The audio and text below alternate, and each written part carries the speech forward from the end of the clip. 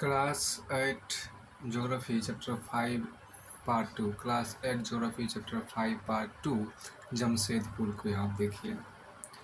Before 1947,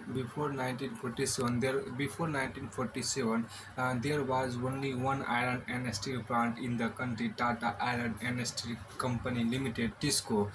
It was privately owned. After independence, the government took the initiative and set up several iron and steel plants. TISCO was started in 1978 at Sakchi near the confluence of the river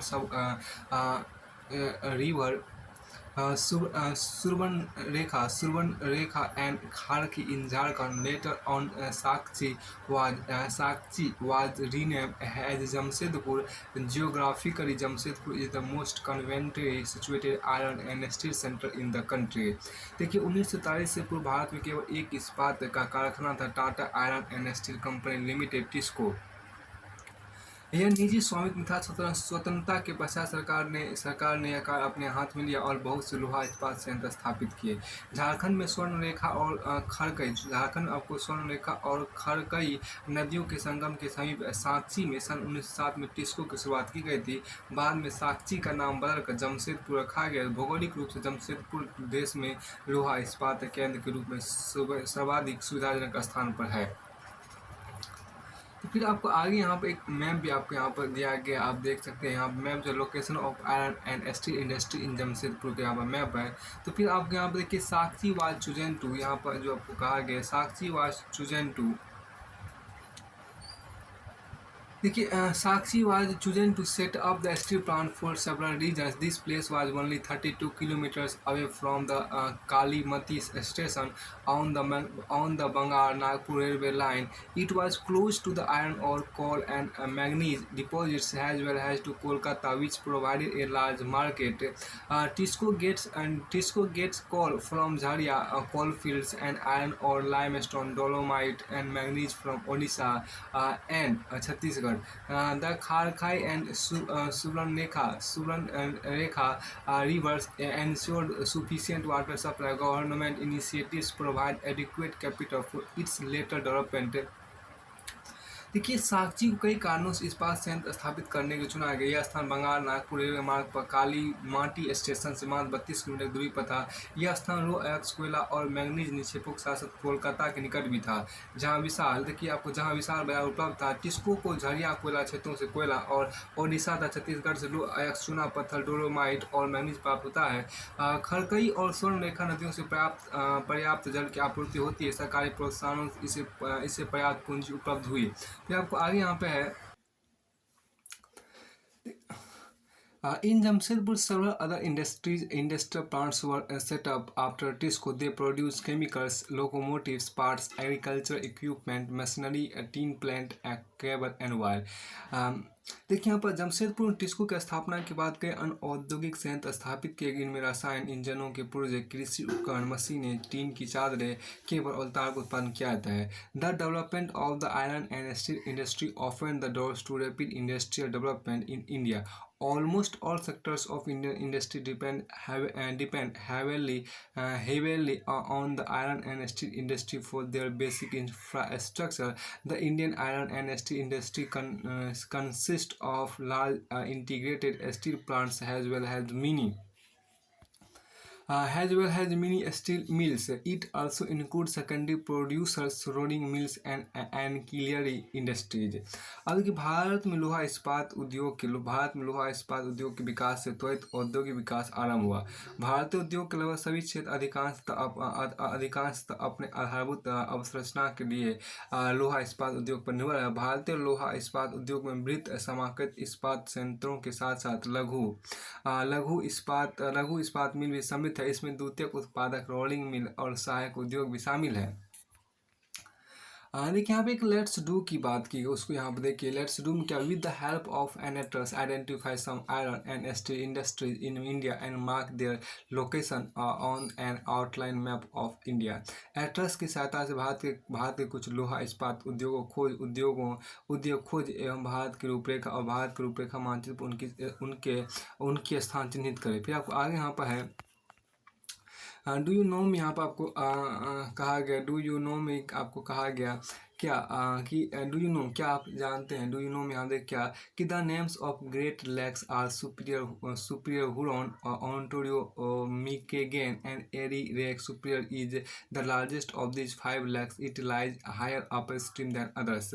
great Lakes के नाम से Superior Huron, Ontario, Michigan और Erie है। इन 5 जिलों में से superior झील सबसे बड़ी है, जो अन्य की तुलना में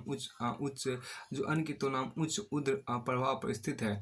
वर्ड ओरिजिन देखिए, the term textile is derived from the Latin word texture which means to weave. देखिए यहाँ पर क्या लेटिन, आप यहाँ शब्द उत्पत्ति में क्या कि शब्द टेक्सटाइल जो है लेटिन के टेक्सियले से उत्पन्न हुआ है, जिसका अर्थ था बुनना होता है। फिर आपको आगे देखिए, आपको पिट्सबर्ग की बात यहाँ पर आपको की गई है। पिट्सबर्ग को थोड़ा सा यहाँ पर देख लीजिए। Pittsburgh is an important steel city of United state America. The steel Pittsburgh is यहाँ पर एक जो कि पिट्सबर्ग की बात यहाँ पर आपको थी। देखिए पिट्सबर्ग यह संयुक्त राज्य अमेरिका एक महत्वपूर्ण इस्पात नगर है। पिट्सबर्ग के इस्पात उद्योग को स्थानीय सुविधाएं उपलब्ध है। Pittsburgh is an important steel city of United States of America. देखिए the steel industry at Pittsburgh enjoy locational advantage. Some of the raw material such as coal is available. देखिए यहाँ पर आपको है क्या पिट्सबर्ग के बारे में आपको है क्या, इट इज़ एन इम्पोर्टेंट। देखिए यहाँ पर आपको है क्या Pittsburgh is an important steel city of United States of America. The steel industry at Pittsburgh enjoys locational advantage. Some of the raw material such as coal is available locally, while the iron ore comes from the iron mines at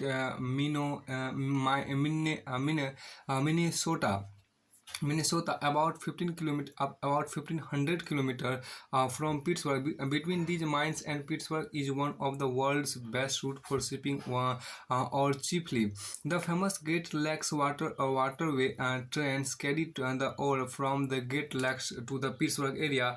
The Ohio, the Monongahela and Allegheny rivers provide adequate water supply. Today, very few of the large steel mills are in Pittsburgh itself. They are located in valleys of the Monongahela and Allegheny rivers above Pittsburgh and along the Ohio River below it. Finished steel is transported to the market by both land and water routes. The Pittsburgh area has many factories other than steel mills. These huge steels have their raw material to make many different products such as railroad equipment, heavy machinery and rails. Pittsburgh की बात यहाँ पर हम करते हैं। देखिए Pittsburgh संयुक्त राज्य अमेरिका का एक महत्वपूर्ण इस्पात नगर है। पिट्सबर्ग के इस्पात उद्योग को स्थानीय सुविधाएं उपलब्ध है। पिट्सबर्ग के इस्पात उद्योग को स्थानीय सुविधाएं उपलब्ध है। कच्चा माल जैसा कोयला, देखिए यहाँ पर क्या कच्चा माल यहाँ कच्चा माल जैसे कोयला पिट्सबर्ग में ही उपलब्ध है, जबकि लोहा अयस्क मिनेसोटा की लोहे की खानों से प्राप्त होता है, जो पिट्सबर्ग से 1500 किलोमीटर जो पिट्सबर्ग से लगभग 1500 किलोमीटर दूर है। इन खानों और पिट्सबर्ग के बीच नौ परिवहन का सर्वोत्तम मार्ग है। सर्वोत्तम मार्ग ग्रेट लेक्स जलमार्ग आता है। यह अयस्क को नौ परिवहन हेतु सस्ता मार्ग है। ग्रेट लेक्स से पिट्सबर्ग क्षेत्र तक लो एक्स रेलगाड़ियों से लाया जाता है। ओयो, मोनोगहेला और एल्गनी नदियों से जल प्राप्त होते हैं। आज पिट्सबर्ग बहुत कम बड़ी इस्पात मिल है। ये मिल पिट्सबर्ग के ऊपर मोनोगहेला और एग्नी नदी की घाटियों में तथा पिट्सबर्ग के नीचे ओहियो नदी के सहारे स्थित है। परिष्कृत इस्पात स्थल और जल दोनों मार्गों द्वारा बाजार में भेजा जाता है। पिट्सबर्ग क्षेत्र में इस्पात मिलों के अतिरिक्त कई अन्य कारखाने हैं। ये रेल पटरी उपकरण और भारी मशीनों के उत्पादन में इस्पात का प्रयोग कच्चे माल के रूप में करते हैं। फिर आपको आगे यहाँ पर कहा गया देखिए कॉटन टेक्सटाइल इंडस्ट्री की बात आपके यहाँ पर की गई है। कॉटन टेक्सटाइल इंडस्ट्री आपके यहाँ पर है। कॉटन टेक्सटाइल इंडस्ट्री आपको जो है यहाँ पर देखिए कॉटन टेक्सटाइल इंडस्ट्री मतलब क्या, सूती वस्त्र उद्योग की बात की गई है। सूती वस्त्र उद्योग देखिए यहाँ पर क्या, viewing cloth from yarn is an ancient art. Cotton, wool, silk, jute, flax have been used for making cloth. The textile industry can be divided on the basis of raw material used in them. Fibers are the raw material of textile industry. Fibers can be natural or man-made. And natural fibers are obtained from wool, silk, cotton, linen, and jute. Man-made fibers include nylon, polyester, acrylic, and rayon. धागे से कपड़े की बुनाई एक प्राचीन कला है। कपास, ऊन, सिल्क, जूट और पिटसन का प्रयोग वस्त्र निर्माण में होता है। उपयोग में लाए गए कच्चे माल के आधार पर वस्त्र उद्योग का वर्गीकरण किया जा सकता है। रेशे वस्त्र देखिए यहाँ पर, रेशे वस्त्र उद्योग के कच्चे माल है। रेशे प्राकृतिक या मानव निर्मित हो सकते हैं। प्राकृतिक रेशे ऊन, सिल्क, कपास, लिनन और जूट से प्राप्त किए जाते हैं। मानव निर्मित रेशों में नायलॉन, पॉलिस्टर, एक्रिलिक और रेयॉन शामिल है। देखिए यहाँ पर क्या कि रेशे प्राकृतिक या मानव निर्मित हो सकते हैं। प्राकृतिक रेशे ऊन, सिल्क, कपास, लिनन और जूट से प्राप्त किए जाते हैं, जबकि मानव निर्मित रेशों आपको नायलॉन, पॉलिस्टर, एक्रिलिक और रेयॉन शामिल है। The cotton textile industry is one of the oldest industries in the world till the industrial revolution in the 18th century. Cotton cloth was made using hand spinning techniques, wheels, and looms.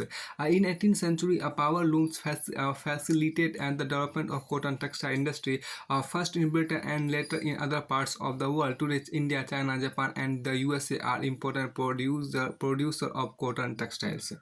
देखिए भारत में अत्यंत गुणवत्ता के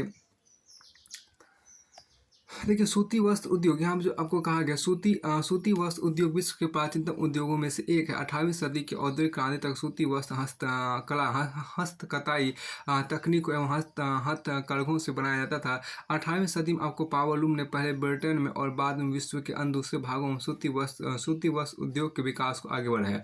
आज भारत, चीन, Japan और संयुक्त राज्य अमेरिका सूती वस्त्र के महत्वपूर्ण उत्पादक हैं। अब India has a glorious tradition of producing excellent quality cotton textile. India has a glorious tradition. India has a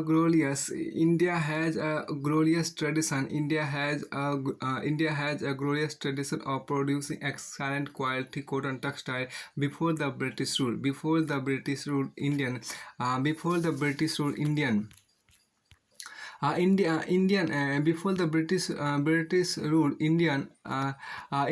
hand spun and hand woven cloth already had a wide market. The muslins of Dhaka, Sintage of Masulipatam, Calicos of Calicut, and gold wrought cotton of Burhanpur, Surat, and Vadodara were known worldwide for their quality and design.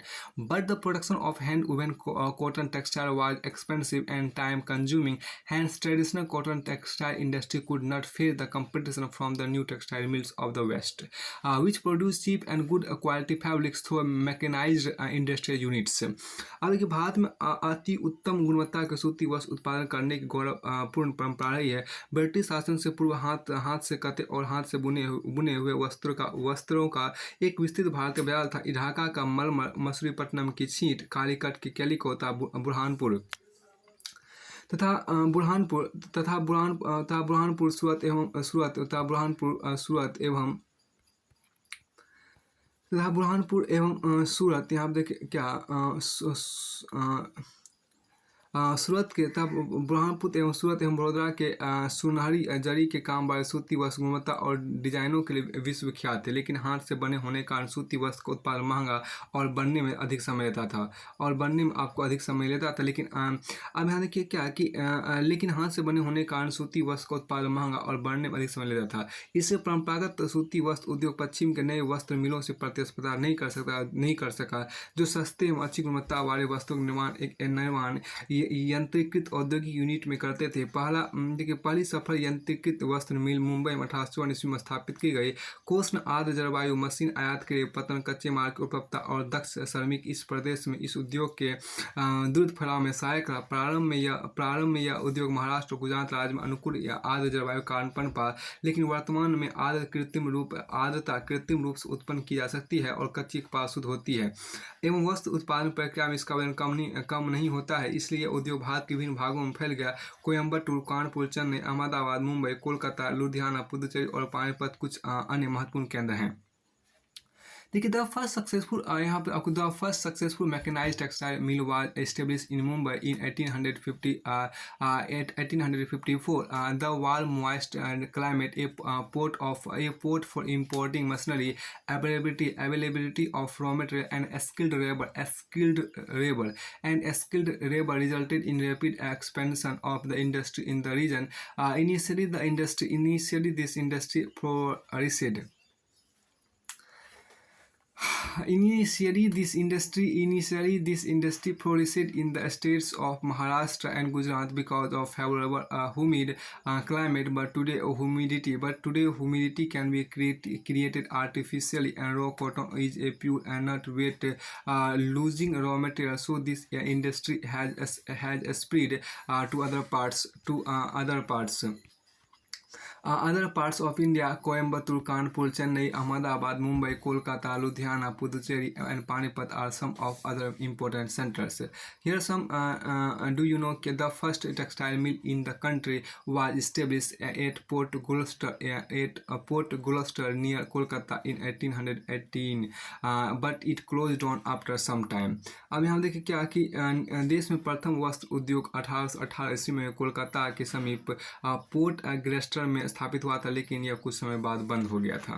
तो फिर उसके बाद आगे next यहाँ पर आपको है do you know में यहाँ पर देखिए क्या इसमें आपको ये कहा था क्या about one third of the Indian textile industries total production is exported. भारतीय वस्त्र उद्योग के कुल उत्पादन का लगभग 1/3 हिस्सा निर्यात किया जाता है। फिर यहाँ collect different types of piece of cloth from a tailor shop and classify them under cotton, silk, synthetic and woolen. Find out the raw material used in their manufacturing.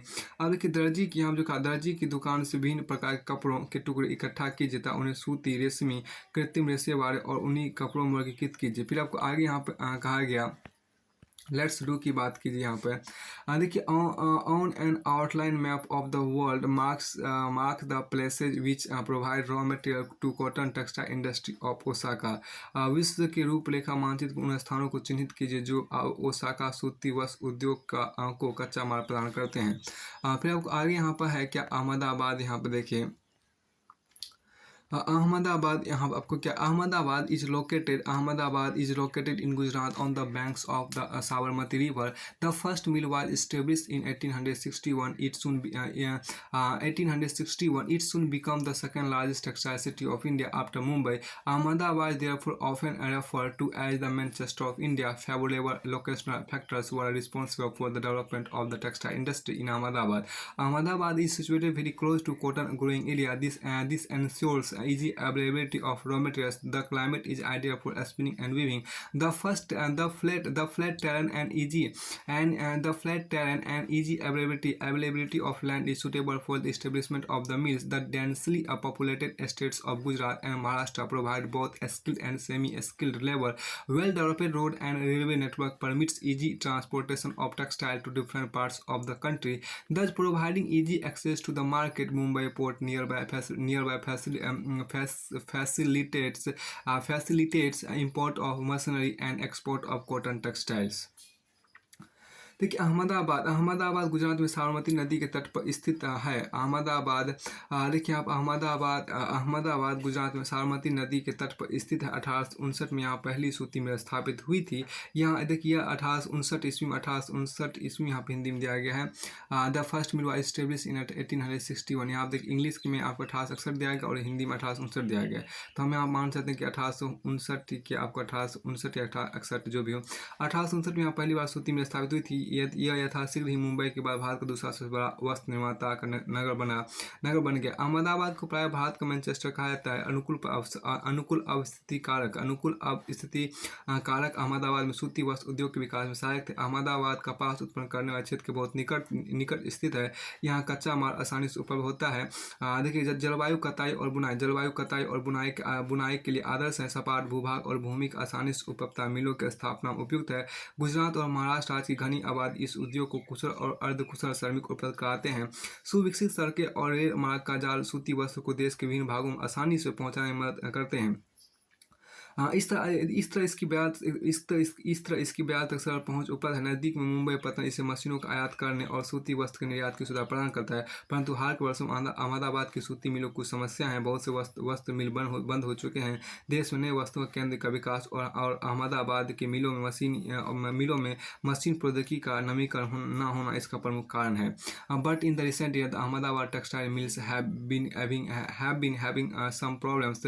But in the recent years, Ahmedabad textile mills have been having some problems. Several textile mills have closed down. This is primarily due to the emergence of new textile centers in the country, as well as non-upgradation of machine and technology in the mills of Ahmedabad. फिर आपको आगे यहाँ पर कहा Osaka के बाद Osaka is an important textile center of Japan, also known as the Manchester of Japan. The textile industry developed in Osaka due to several geographical factors. The extensive plain around Osaka ensured that land was easily available for the growth of cotton mills. Warm, humid climate is well suited to spinning and weaving. The river Yodo provides sufficient water for the mills. Labor is easily available. Location of port facilitate import of raw cotton, and for exporting textile, the textile industry at Osaka depends completely upon imported raw materials. Cotton is imported from Egypt, India, China, and USA.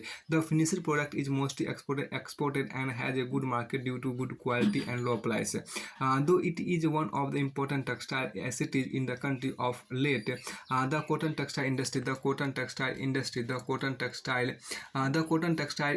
of Osaka has been replaced by other industries such as iron and steel, machinery, shipbuilding, automobiles, electrical equipment and cement. देखिए, यहाँ पर जो Osaka की बात की, Osaka Japan का एक महत्वपूर्ण वस्त्र निर्माण केंद्र है। यह जापान का मैनचेस्टर के नाम से इसे जापान का मैनचेस्टर भी कहते हैं। ओसाका में सूती वस्त्र उद्योग का विकास कई भौगोलिक कारणों से हुआ। ओसाका के चारों ओर विस्तृत मैदान सूती वस्त्र मिलों के विकास के आसानी से भूमि की उपलब्धता सुनिश्चित करता है। कोष्ण नदी के उष्ण आर्द्र जलवायु कताई एवं बुनाई के लिए बहुत ही उपयुक्त है। मतलब उष्ण थोड़ा सा बोल सकते हैं यहाँ पे हम। देखिए यहाँ पर क्या कि योडो नदी मिलों के लिए पर्याप्त उपलब्ध कराती है। श्रमिक आसानी से उपलब्ध है। पतन की स्थिति कच्चे कपास को आयात करने और वस्तु निर्यात की सुविधा उपलब्ध कराती है। ओसाका का वस्त्र उद्योग पूर्णतः आयातित कच्चे मालों के ऊपर निर्भर है। कपास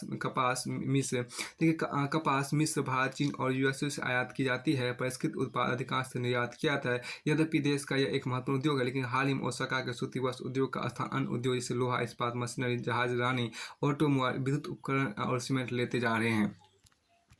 देखिए, यहाँ से चैप्टर पूरी तरह से आपको फिनिश होता है। फिर यहाँ पे कुछ एक्टिविटी आपको शो किया गया है और रिपोर्ट्स भी आपको यहाँ पर दिया गया। इसका ये उतना महत्वपूर्ण नहीं है, इसको आप बाद में भी देख सकते हैं। इस तरह से देखिए, जो चैप्टर था वो पूरी तरह से फिनिश होता है। लेकिन इस चैप्टर के बाद जो आप थोड़ा सा यहाँ पर देख सकते हैं, हाँ, कुछ महत्वपूर्ण वर्ड देखिए। लेट्स देखिए यहाँ पर यहाँ पर जो आपको कुछ महत्वपूर्ण वर्ड में आपको यहाँ पर है क्या कि let's do make out and on an outline map of world, mark the place which provide raw materials to cotton in textile industry of Osaka. विश्व के रूपरेखा मानचित्र उन स्थानों को चिन्हित कीजिए जो ओसाका सूती वस्त्र उद्योग को कच्चा माल प्रदान करते हैं। फिर यहाँ देखिए क्या कि ये तो आपको एक्टिविटी कॉलेक्ट ये तो हो ही चुका था। अब आगे यहाँ देखिए, यहाँ से आपको ये चैप्टर पूरी तरह से फिनिश होता है। देखिए, ह्यूमन रिसोर्सेज की बात करते हैं, मानव संसाधन की यहाँ पर बात कीजिए। तो मानव संसाधन के डू यू नो, क्या आप जानते हैं मानव संसाधन में हम देखते हैं गवर्नमेंट ऑफ इंडिया हैज़ मानव संसाधन जिसको ह्यूमन रिसोर्स का, तो उसमें यहाँ पर देखने प्रयास कीजिए। इसमें जो आपको कहा गया क्या, देखिए डू यू नो क्या आप जानते हैं government of India has a ministry of human resource development. The ministry was created in 1985 with an aim to improve people's skills. This just shows how important people are as a resource for the country. Bharat सरकार के अधीन एक मानव संसाधन मंत्रालय है 1985। इस मंत्रालय का निर्माण लोगों के कौशल को बढ़ाने के लिए किया गया था। इससे यह प्रदर्शित होता है कि लोग देश के लिए कितने महत्वपूर्ण संसाधन हैं। डू यू नो की बात यहाँ पर की गई है। देखिए, क्या आप जानते हैं प्रधानमंत्री कौशल विकास योजना PMKVY प्रधानमंत्री कौशल विकास योजना PMKVY was started in 2015, aiming to train 1 crore Indian youth from 2016 to 2020. The objective of this scheme is to encourage aptitude towards employable skills by giving quality training to probable and existing wage earners. देखिए, प्रधानमंत्री कौशल विकास योजना PMKVY को अब 2015 में 1 करोड़ भारतीय युवाओं को 2016 में 2016 से 2020 तक प्रशिक्षित करने का उद्देश्य शुरू किया गया था। इस योजना का उद्देश्य आपको संभाव और मौजूदा रोजगार अर्जक को गुणवत्ता प्रशिक्षण प्रदान करके रोजगार योग कौशल की योग्यता को प्रोत्साहित करना है। और फिर आपको आगे यहाँ पर आपको है क्या, देखिए यहाँ पर तो यहाँ पर आपको कहा गया, देखिए पीपुल्स आर, देखिए क्या है, peoples are a nation's greatest resource. Nature's bounty become significant only when people find it useful. It is people with their demands and abilities that turn in them into resource. Hence human resource is the ultimate resource. Healthy educated and motivated people develop resource as per their requirement. Human resource like other resources are not equally distributed over the world. They differ in their educational levels, age and sex, and their number and characteristic also keep changing. लोग ही एक राष्ट्र के सबसे बड़े संसाधन होते हैं। प्राकृतिक देन क्या उस समय महत्वपूर्ण होती है जब वो लोगों के लिए उपयोगी होती है। लोग अपनी आवश्यकताओं और योग्यताओं से उसे संसाधन में परिवर्तित कर देते हैं। इस प्रकार मानव संसाधन नहीं अंतिम संसाधन है। स्वस्थ, शिक्षित और अभिप्रेत लोग अपनी आवश्यकताओं के अनुरूप संसाधनों का विकास करते हैं। अन्य संसाधनों की भांति मानव संसाधन विश्व में समान रूप से वितरित नहीं है। अपने शैक्षिक स्तर, आयु और लिंग में भी एक दूसरे से भिन्न है और उनकी संख्या लक्षण भी बदलते रहते हैं। अब यहाँ देखिए एक खास बात जो कहा कि उसमें यहाँ पर देखिए क्या, how do you right that in number. देखिए यहाँ पर क्या कि इसमें लिखा है how do you right that in numbers. इसमें जो आपको कहा गया क्या कि 1 अरब में कितने शून्य होते हैं। इस संख्या का आप कैसे लिखेंगे। देखिए अराउंड 6, यहाँ देखिए कि अराउंड 6.6 बिलियन पीपुल, विश्व में लगभग 6.6 अरब लोग हैं। अब यहाँ देखिए क्या इसको important, there are 30 children in my class. How many people do you think there are in the whole world. तो around 6.6 billion people. There are 5 यहाँ भी इसको that is not important to my view and next go ahead। फिर आपको आगे यहाँ पर आपको एक इमेज भी दिया गया of every 100 people in the world, of every 100 people in the world. यहाँ देखिए क्या विश्व के प्रत्येक 100 लोगों में से एशिया में एक लिव इन एशिया, देखिए live in Europe and live in Africa, ये जो आप देख रहे हैं, and live in central and south America, live in north America, live in Oceania, Australia, New Zealand and the Pacific ocean. अभी आपको देखिए यहाँ पर डिस्ट्रीब्यूशन ऑफ पॉपुलेशन को देखिए यहाँ पर डिस्ट्रीब्यूशन ऑफ पॉपुलेशन की बात कर लेते हैं। The way distribution of population जो आपके यहाँ पर कहा गया, the way in which people are spread across the earth surface is known as the pattern of population distribution. More than 90% of the world's population lives in about 80% of the land surface. The distribution of population in the world is extremely uneven. Some areas are very crowded and some are sparsely populated. The crowded areas are South and Southeast Asia, Europe and northeastern North America. Very few people live in high latitude areas, tropical deserts, high mountains, and areas of equatorial forest. Many more people live north of the equator than south of the equator. Almost three quarters of the world's people live in two continents, Asia and Africa. is 60% of the world's people stay in just 10 countries. All of them have more than 100 million people. अब देखिए जनसंख्या के वितरण में यहाँ पर कहा गया क्या कि भूपृष्ठ पर मतलब पृथ्वी की सतह पर जिस प्रकार लोग फैले उसे जनसंख्या वितरण का प्रतिरूप कहते हैं। कहते देखिए यहाँ पर क्या कि विश्व की जनसंख्या का 90% से अधिक भाग भूपृष्ठ के लगभग 30% भाग पर निवास करता है। विश्व में जनसंख्या का वितरण अत्यंत असमान है। कुछ क्षेत्र बहुत घने बसे हुए हैं और कुछ विरल बसे क्षेत्र हैं। दक्षिण और दक्षिण पूर्वी एशिया, यूरोप और उत्तर अमेरिका घने बसे क्षेत्र हैं। उच्च अक्षांशीय क्षेत्र, उष्ण कटिबंधीय मरुस्थल, उच्च पर्वत और विषुवतीय वनों के क्षेत्रों में बहुत कम लोग रहते हैं। विषुववृत्त के दक्षिण की अपेक्षा विषुववृत्त के उत्तर में बहुत अधिक लोग रहते हैं।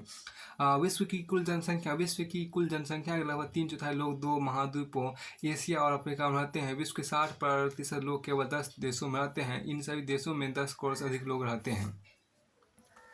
अब आगे हम देखिए क्या कि एक्टिविटी की बात आपके यहाँ पर की गई है। एक्टिविटी की देखिए महाद्वीपों के अनुसार विश्व जनसंख्या यहाँ पर दिया गया वर्ल्ड पॉपुलेशन हटाइए इसको। देखिए यहाँ पर क्या वर्ल्ड मोस्ट पॉपुलस कंट्री भी इतना महत्वपूर्ण आगे चलिए यहाँ पर एक्टिविटी आपको हटाइए। इसमें क्या इसमें क्या कि words total population which continent has, देखिए यहाँ पर हटाइए इस चीज़ को। देखिए आपको do you know average density of, आप आगे यहाँ पर चलिए इसमें जो आपको कहा गया है। देखिए डू यू नो क्या आप जानते हैं average density of population in India is 382 person per square kilometre. Average density of population in India is 382 person per square kilometre.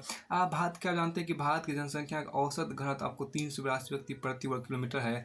अब यहाँ पे एक नेक्स्ट आपकी कहा इसमें देखिए क्या देखिए यहाँ पर क्या कि लुक देखिए यहाँ पर जो कहा गया कि how many countries are in the, देखिए of this countries how many are in the Asia. यहाँ पर देखिए फिर आप एक और आपके यहाँ पर जो कहा उसको समझने का प्रयास करते हैं। डेंसिटी ऑफ पॉपुलेशन को समझने का प्रयास कीजिए, जनसंख्या घनत्व जिसको बोलते हैं उसको यहाँ पर समझिए।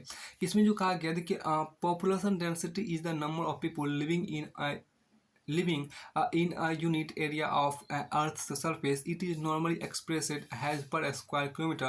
The average density of population in the whole world is 51% per square kilometer. South Central Asia has the highest density of population, followed by East and Southeast Asia.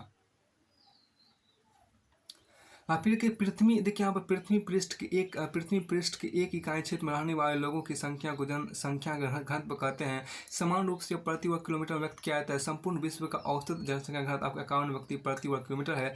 सबसे अधिक जनसंख्या घनत्व आपको दक्षिण मध्य एशिया में है। इसके पश्चात क्रमशः पूर्वी एशिया तथा एवं दक्षिण पूर्वी एशिया में आपका है। यहाँ देखिए एक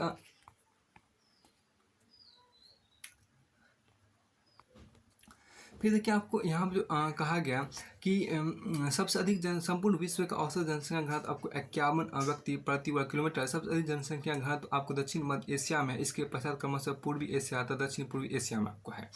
अब आगे हम देखिए क्या कि व्हेन एक यहाँ पर विद्यार्थी का दिया, देखिए अब इंपॉर्टेंट है तो लीजिए नहीं छोड़ दीजिए। When all the 30 student are present our classroom seems very crowded, but when the same class is seated in the school assembly hall it seems so open and empty. Why?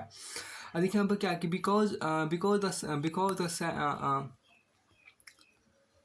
because the size or area of the hall is much larger than that of the classroom. However, when all the students of the school come into the hall too starts looking crowded.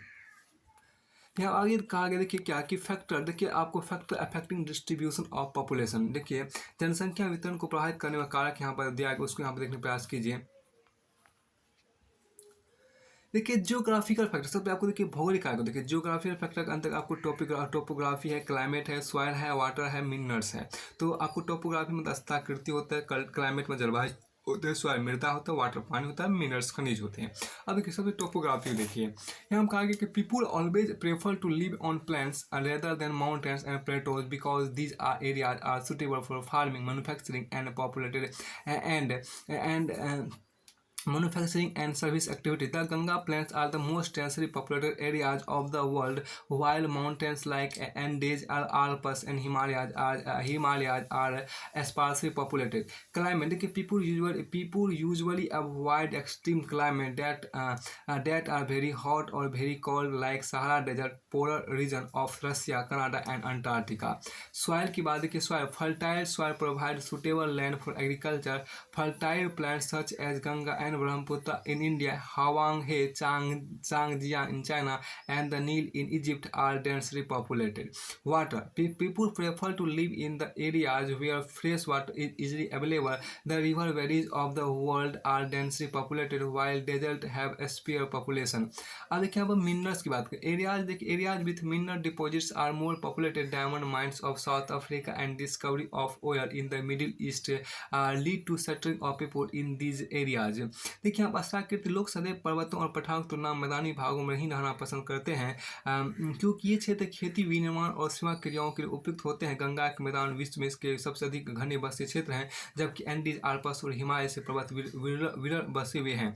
आप देखिए जलवायु climate. देखिए, लोग समान रूप से चरम जलवायु जो अत्यधिक गर्म अथवा अत्यधिक ठंडी जैसे सहारा मरुस्थल, रूस के ध्रुवीय प्रदेश, कनाडा और अंटार्कटिका में रहने से बचते हैं. मृदा में तो सॉइल देखिए, उपजाऊ मृदा कृषि के लिए उपयुक्त भूमि प्रदान करती है. भारत में गंगा और ब्रह्मपुत्र, चीन में हुआंगी, चांगजियांग तथा मिस्र में नील नदी के उपजाऊ मैदान घने बसे हुए क्षेत्र हैं. जल देखिए, लोग उन क्षेत्रों में रहने को प्राथमिकता देते हैं जहाँ और लवणीय जल आसानी से उपलब्ध होता है. विश्व की नदी घाटियाँ घने बसे क्षेत्र हैं, जबकि मनोरम स्थल विरल जनसंख्या वाले हैं. खनिज देखिए, खनिज निक्षेपों वाले क्षेत्र अधिक बसे हुए हैं. देखिए आप दक्षिणी अफ्रीका की हीरे, दक्षिणी अफ्रीका देखिए दक्षिणी अफ्रीका आपके यहाँ पर है. दक्षिणी अफ्रीका की हीरे की खान और मध्य पूर्व में तेल की खोज इन क्षेत्रों में लोगों के रहने के लिए प्रेरित किया है. देखिए, अब आपको फिर के social, culture and economic factor की बात करते हैं. सामाजिक आर्थिक और सांस्कृतिक कारण. यहाँ पर देखिए, social areas of better housing, education and health facilities are more densely populated. Example Pune. देखिए यहाँ पर जो आपको कहा गया उसको देखिए यहाँ पर. देखिए, सामाजिक आर्थिक और सांस्कृतिक कारण. यहाँ देखिए आर्थिक कारक के अंतर्गत ये कहा गया. इसमें आपको यहाँ देखिए, एक मिनट, आर्थिक को हटाइए, फिर आपको इंग्लिश में कल्चर को ले लीजिए. इसमें जब आपको कहा गया, इसमें देखिए क्या कल्चर, पीपुल विथ रिलीजन और cultural significance attract people. Varanasi, Jerusalem and Vatican City are some example. Economic: industrial areas provide employment opportunity. Large number of people are attracted to these areas. Osaka in Japan, Mumbai in India and to densely populated areas. देखिए, आर्थिक कारण में औद्योगिक क्षेत्र रोजगार के अवसर प्रदान करते हैं. लोग बड़ी संख्या में इन क्षेत्रों को आकर्षित होते हैं. जापान में ओसाका और भारत में मुंबई दो घने बसे क्षेत्र हैं. सांस्कृतिक कारक देखिए, धर्म और सांस्कृतिक महत्ता वाले स्थान लोगों को आकर्षित करते हैं. वाराणसी, यरूशलेम और वेटिकन सिटी इसके कुछ उदाहरण हैं. अब सामाजिक कारक की बात करें, सामाजिक कारक अच्छे आवास, शिक्षा और स्वास्थ्य सुविधाओं के क्षेत्र अत्यधिक घने बसे हैं. उदाहरण के लिए पुणे. देखिए यहाँ पर जो आगे कहा गया, देखिए ग्रोसरी की बात. लाइफ एक्सपेक्टेंसी क्या होता है, जीवन प्रत्याशा क्या होता है, इसको समझने का प्रयास करते हैं. देखिए आपको क्या, life expectancy is the number of years that an average person can expect to live. देखिए, जीवन प्रत्याशा उन वर्षों की संख्या है जिसमें औसत व्यक्ति के जीवित रहने की आशा की जा सकती है. अब आगे यहाँ पर क्या है कि आपको क्या पॉपुलेशन चेंज मतलब जनसंख्या परिवर्तन की बात यहाँ पर आपको की गई है. उसको देखिए, द पॉपुलेशन. यहाँ पर आपको जो कहा, the population change refer to change in the number of people during a specific time. The world population has not been stable. It has increased manifold, as seen in the figure 6.3. Why? This is actually due to change in the number of births and deaths. For an extremely long period of human history until the 1800 decades, the world's population grew steadily but slowly. Large number of babies were born, but they died early too. This was as there were no proper health facilities. Sufficient food was not available for all the people. Farmers were not able to produce enough to meet the food requirement of all the people. As a result, the total increase in population was very low. फिर आपको आगे की जनसंख्या परिवर्तन स्तर पर एक निश्चित अवधि दौरान लोगों की संख्या परिवर्तन से विश्व की जनसंख्या स्थिर नहीं रही है, यह कई गुना बढ़ गई है, जैसा कि चित्र 6.3 में दिखाया गया है। क्योंकि ऐसा वास्तव जन्म और मृत्यु की संख्या परिवर्तन कारण हुआ है। मानव इतिहास की लंबी अवधि में सन 1800 तक विश्व की जनसंख्या धीरे धीरे बढ़ी है। बड़ी संख्या में बच्चे जन्म लेते थे, लेकिन शीघ्र ही उनकी मृत्यु भी हो जाती थी। ऐसा इसलिए था क्योंकि वहाँ उचित स्वास्थ्य सुविधाएं नहीं थी, सभी लोगों के पर्याप्त भोजन उपलब्ध नहीं था। किसान सभी लोगों की भोजन की आवश्यकताओं को पूरा करने के पर्याप्त उत्पादन करने में सक्षम नहीं थे। इसके परिणामस्वरूप जनसंख्या में वृद्धि बहुत कम थी।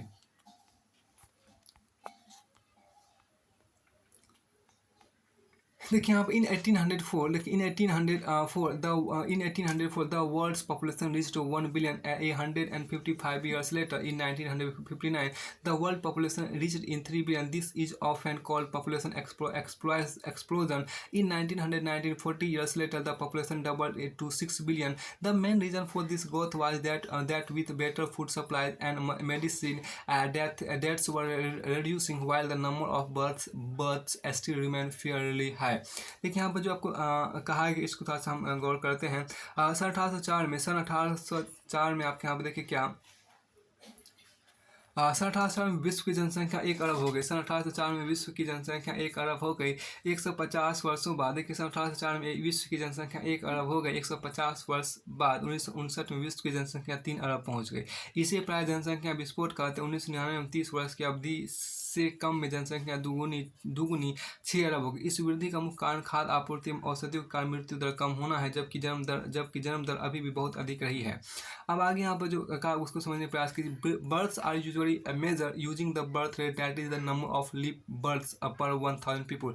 Deaths are usually measure using the death rate, that is the number of deaths per 1000 people. Migration is the movement of people in and out of an area. Births and deaths are the natural causes of population changes. The difference between the birth rates and the death rates of a country is called the natural growth rate. अब यहाँ देखिए क्या जन्मों को देखिए जन्मों को साधारणतः जन्म दर से आंका जाता है। जन्म दर अर्थात प्रति 1000 व्यक्तियों पर जीवित जन्मों की संख्या में मापा जाता है। जीवित बच्चों के जन्मों की संख्या मापा जाता है। मृत्यु दर को प्रति 1000 व्यक्तियों मृतकों की संख्या मापा जाता है। किसी क्षेत्र विशेष में लोगों के आने जाने को प्रवास कहते हैं, जिसको अंग्रेजी में माइग्रेशन बोलते हैं। जन्म और मृत्यु जनसंख्या परिवर्तन के प्राकृतिक कारण है। एक देश के जन्म दर और मृत्यु दर के बीच के अंतर को प्राकृतिक वृद्धि दर कहते हैं। विश्व में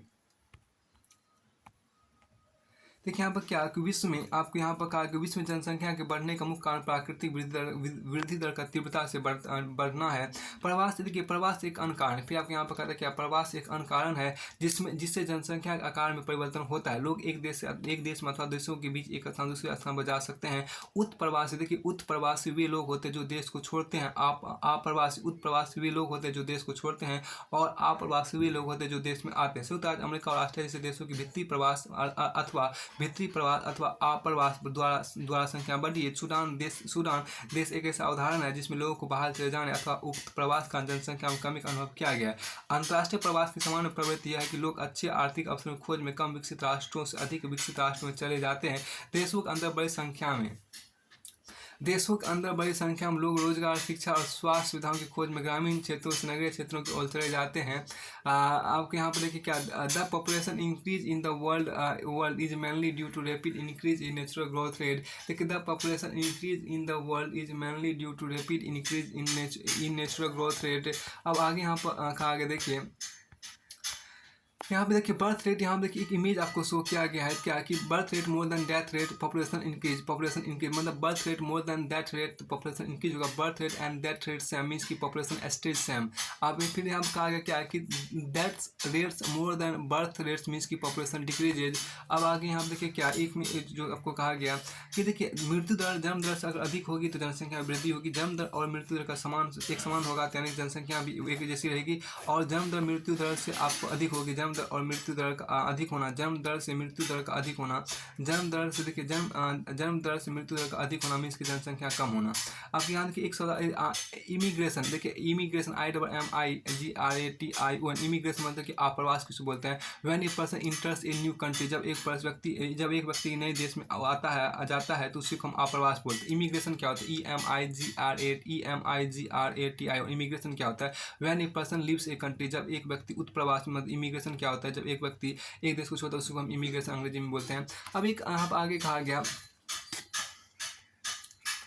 देखिए यहाँ पर migration is another way, and migration is another way by which population size changes. People, देखिए पीपल में move within a country और between countries. Immigrants IMIGRANTS, immigrants are people who leave a country. Immigrants देखिए आपको emigrants EMIGRANTS, emigrants are people who leave a country.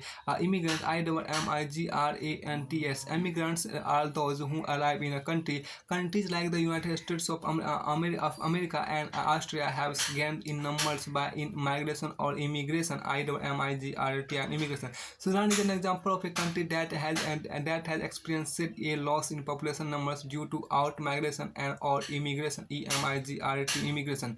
देखिए the general trend of international migration is from the less developed nation to the more developed nation in search of better employment opportunity within countries. Large number of people may move from rural to, देखिए large number of people may move from the rural to urban areas in search of employment, education and health facilities. अब आगे यहाँ पर जो आपको कहा उसको थोड़ा सा देखने का प्रयास आप यहाँ पर कीजिए। देखिए पैटर्न्स ऑफ पॉपुलेशन चेंज की बात हम यहाँ पर करते हैं। तो यहाँ जनसंख्या परिवर्तन के प्रतिरूप की बात यहाँ पर हम करते हैं। जनसंख्या परिवर्तन के जो प्रतिरूप है उसकी बात हम यहाँ पर करते हैं। देखिए रेट्स ऑफ पॉपुलेशन ग्रोथ, देखिए rates of population growth may vary across the world.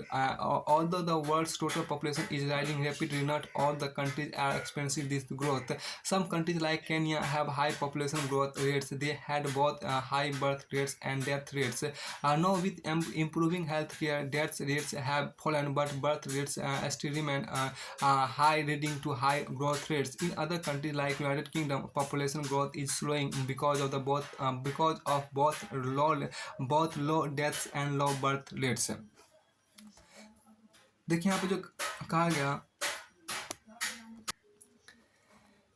जनसंख्या वृद्धि की दर विश्व में अलग अलग है। यद्यपि विश्व की कुल जनसंख्या तीव्रता से बढ़ रही है तथापि सभी देशों में यह वृद्धि अनुभव नहीं की जा रही है। कुछ देशों में जैसे केन्या में जनसंख्या वृद्धि दर ऊंची है, उन देशों में जन्म दर और मृत्यु दर दोनों ही उच्च है। हाल ही में स्वास्थ्य सेवाओं सुधार के साथ मृत्यु दर कम हो गई, परंतु जन्म दर अभी भी अधिक है, जिससे वृद्धि दर बढ़ रही है। अन्य देशों में जैसे कि यूनाइटेड किंगडम में निम्न जन्म दर और मृत्यु दर कारण जनसंख्या वृद्धि दर आपको मंद है। फिर आपको आगे यहाँ पर कहा गया एक इमेज आपके यहाँ देखिए वर्ल्ड एंड डिफलिंग रूट्स, देखिए आपको इतने इम्पोर्टेंट, बाद में इसको देख लीजिएगा। अब आगे यहाँ पर आपको कुछ है, इसमें आपको आगे यहाँ पर आपको है क्या कि पॉपुलेशन कंपोजिशन की बात की गई है। पॉपुलेशन कंपोजिशन जनसंख्या संगठन की बात आपको की गई, उसको यहाँ पर देखने का प्रयास कीजिए। जनसंख्या संगठन की बात आपके यहाँ पर की गई है। जनसंख्या संगठन की बात आपके यहाँ पर की गई है, उसको थोड़ा सा देखने का प्रयास यहाँ पर कीजिए। देखिए how crowded a country is, देखिए how crowded a country is has little to do with its level of economic development. For example both Bangladesh and Japan are very densely populated, but Japan is far more economically developed than Bangladesh. To understand the role of people has a resource, we need to know more about their qualities. People vary greatly in their age, sex, literacy level, health condition, occupation and income level. It is essential to understand the characteristics of the people. Population composition refers to the structure of the population. The composition of population help us to know. The composition of population help us to know how many are male or females, which age group they belong to, how educated they are, and what type of occupation they are employed in, what their income levels and health conditions are. An interesting way of studying the population composition of a country is by looking at the population pyramid, also called an age also called an age sex pyramid. An age sex pyramid, देखिए ए population pyramid सोज, ए population pyramid, इसको हिंदी रखिए, अब आगे देखिए हिंदी में। किसी देश की जनसंख्या कितनी अधिक हो उसका उस देश के आर्थिक विकास के स्तर से कुछ अंतर नहीं पड़ता। उदाहरण के बांग्लादेश और जापान अति घने वैसे देश है, लेकिन जापान बांग्लादेश से आर्थिक रूप से अधिक विकसित है। अब ध्यान क्या, एक संसाधन के रूप में लोगों की भूमिका को समझने के लिए हमें उनके गुणों के बारे में जानने की आवश्यकता होती है। लोग अपनी आयु, लिंग, साक्षरता स्तर, स्वास्थ्य दशाओं, व्यवसाय और आय के स्तर पर एक दूसरे से भिन्न होते हैं। लोगों की इन विशेषताओं के बारे में जानना आवश्यक है। जनसंख्या संगठन जनसंख्या की संरचना को दर्शाता है। अब यहाँ पर एक आगे यहाँ पर आपको कहा गया, देखिए जनसंख्या संगठन हमारे यह जानने में सहायता करता है कि कितने पुरुष हैं, कितनी स्त्रियां हैं, वे किस आयु वर्ग के और कितने शिक्षित हैं, और वे किस प्रकार के व्यवसाय में लगे हुए, उनकी आय का क्या स्तर है, और स्वास्थ्य दशाएं कैसी। एक देश की जनसंख्या संगठन का अध्ययन करने की एक रुचिकर विधि जनसंख्या पिरामिड है, जिसे आयु लिंग पिरामिड भी कहते हैं, जिसे आयु लिंग पिरामिड भी कहते हैं। फिर आपको आगे यहाँ पर जो कहा उसको समझने का प्रयास किया। यहाँ पर आपको क्या एवरी, तो यहाँ पर एक आपको क्या एवरी, एक यहाँ पर जो कहा गया थोड़ा सा देखिए, एवरी, देखिए every human beings is potential resource for the society, what will be your contribution has a human resource.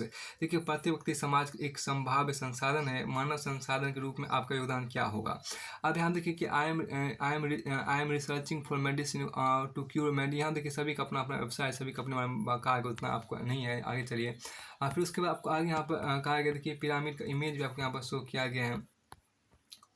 देखिए यहाँ पर पिरामिड का इमेज एक जनसंख्या पिरामिड है, ए वन पॉपुलेशन पिरामिड आपको है। व्हाट इज डैट, ये क्या है, इसमें कहा गया, देखिए ये क्या है, it shows the precinct number of males and females in a country along with their age groups. देखिए एक देश में यहाँ पर क्या किया, यह एक देश में पुरुष और स्त्रियों की वर्तमान जनसंख्या और उनके आयु वर्ग को दर्शाते हैं। उसके बाद आपको आगे यहाँ पर आपको कहा कि इसमें थोड़ा सा देखिए क्या कि इसका can I detective and investigate the population of a country. क्या मैं डिटेक्टिव बन सकता हूँ और एक देश की जनसंख्या पता लगा सकता हूँ। अब लेट स्टडी थ्री कंट्रीज। अब 3 देशों का अध्ययन करते हैं। हम देखिए क्या कि what is the triangular looking diagram. देखिए व्हाट इज ये त्रिभुजाकार प्रतीत होने वाला आरेख क्या है। देखिए यहाँ पर this is a population pyramid, यह जनसंख्या पिरामिड है। फिर आपको आगे यहाँ पर कहा गया क्या है, देखिए यहाँ पर क्या ए पॉपुलेशन पिरामिड सोज की बात करते हैं, एक जनसंख्या पिरामिड क्या दर्शाता है। देखिए ए पॉपुलेशन पिरामिड सोच की बात की गई है। एक जनसंख्या पिरामिड दर्शाता है। थोड़ा सा इसको यहाँ पर देखिए क्या, द टोटल पॉपुलेशन एक जनसंख्या पिरामिड दर्शाता है। द पॉपुलेशन पिरामिड सोच एक जनसंख्या पिरामिड आपको दर्शाता है। The total population divide into various age groups, example 5 to 9 years, 10 to 14 years। The percentage of the total population subdivided into males and female in each of those groups. देखिए कुल जनसंख्या विभिन्न आयु वर्गों में विभाजित है। उदाहरण 5 से 9 वर्ष, 10 से 14 वर्ष। कुल जनसंख्या का प्रतिशत इन वर्गों में से प्रत्येक वर्ग में पुरुष और स्त्रियां विभाजित है। जनसंख्या पिरामिड का आकार उस विशेष देश में रहने वाले लोगों की कहानी बताता है। बच्चों की संख्या 15 वर्ष से नीचे निचले भाग 15 वर्ष से नीचे आपको निचले भाग में दिखाई गई है, और यह जन्म दर के स्तर को दर्शाती है। ऊपर का आकार वृद्ध लोग 65 वर्ष से अधिक की संख्या दर्शाता है और मृतकों की संख्या को दर्शाता है।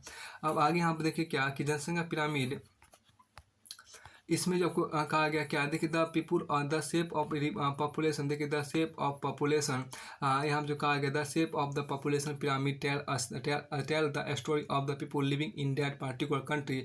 The numbers of children below 15 years are shown at the bottom and reflect the level of births.